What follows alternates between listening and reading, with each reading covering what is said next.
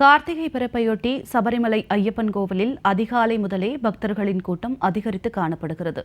இதுகுறித்து கூடுதல் தகவல்களை செய்தியாளர் ஜெயஹரன் வழங்க கேட்கலாம். வணக்கம் ஜெயஹரன், இது குறித்த விரிவான தகவல்களை சொல்லுங்க. வணக்கம் ஜனனி. அதாவது கார்த்திகை மாதம் பிறந்தாலே சரண கோஷங்களுடன் ஐயப்ப பக்தர்கள் வலம் வருவதுதான் பார்க்க முடிகிறது.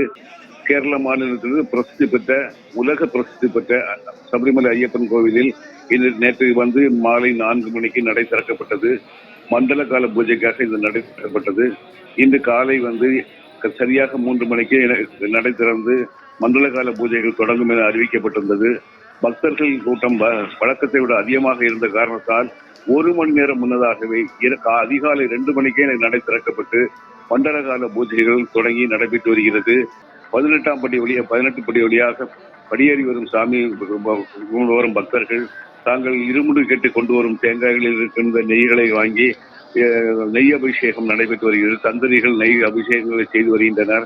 அதிகாலை முதலே பம்பை, மரக்குடம், வலியப்பந்தல் ஆகிய இடங்களில் பக்தர்கள் சாமி தரிசனத்துக்காக நீண்ட கீழ் வரிசையில் நின்று காத்திருக்கின்றனர். கோவில் நடை திறந்ததும் பெருமாளிய தரிசனமும் கணபதி ஹோமமும் நடைபெற்றது. அவை முடிந்ததும் நெய் அபிஷேகம் தொடர்ந்து நடைபெற்று வருகிறது. அதனைத் தொடர்ந்து உஷா பூஜை, அஸ்திர பூஜை, உச்ச பூஜை உள்ளிட்ட பல்வேறு பூஜைகளும் நடைபெற்று வருகிறது. இந்த நிகழ்ச்சியை பொறுத்தவரையும் பல இடங்களில் இருந்து, அதாவது கேரளா மட்டுமில்ல, தமிழ்நாடு மட்டுமில்ல, ஆந்திரா, கர்நாடகா, தெலுங்கானா உள்ளிட்ட பல்வேறு மாநிலங்களிலிருந்து பக்தர்கள் குவிந்து வருகின்றனர். பக்தர்களின் வருகை அதிகரிப்பால் நிலக்கல், பம்பை, சன்னிதானம், பல்மேடு உள்ளிட்ட பல்வேறு பகுதிகளில் மத்திய ரிசர்வ் காவல் போலீசார் மட்டுமல்ல, கேரள போலீசார் உட்பட 10,000க்கும் மேற்பட்ட போலீசார் பாதுகாப்பு பணிகளில் ஈடுபட்டுள்ளனர். அதே போன்று எந்த ஆண்டும் இல்லாத அளவுக்கு இந்த ஆண்டு பார்த்தீர்கள் சபரிமலை செல்லும் பக்தர்கள் வசதியாக பூஜை நேரம், போக்குவரத்து வசதிகள், அங்குள்ள சூழ்நிலை ஆகியவற்றை தெரிந்து கொள்வதற்காக சுவாமி ஷார்ட்பட் என்ற ஒரு செயலியை கேரள அரசு உருவாக்கியுள்ளது. இது 6 மொழிகளில், அதாவது மலையாளம், தமிழ், தெலுங்கு, ஹிந்தி, ஆங்கிலம், கன்னடம் 6 மொழிகளில் இது வெளியிடப்பட்டுள்ளது. இதை இலவசமாகவே மக்கள் பார்த்து தெரிந்து கொள்ளலாம்.